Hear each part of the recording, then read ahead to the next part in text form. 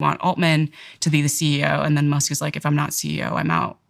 So it sounds like Sam, again, managed to persuade someone to do something. Mm-hmm.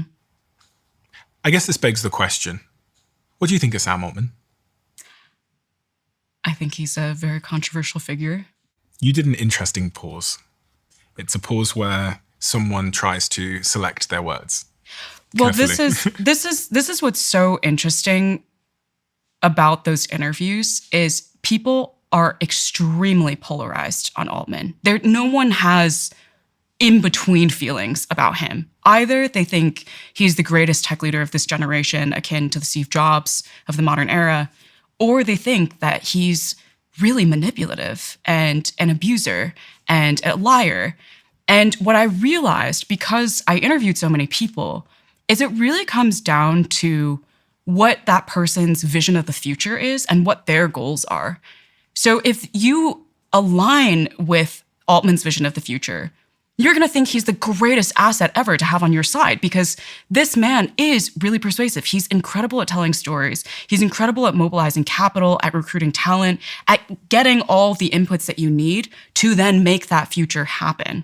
But if you don't agree with his vision of the future, then you begin to feel like you're being manipulated by him to support his vision, even if you fundamentally don't agree with it. And this is the story especially of Dario Amodei, CEO of Anthropic, who was originally an executive at OpenAI.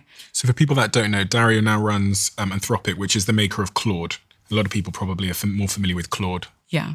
And it's one of the biggest competitors to OpenAI.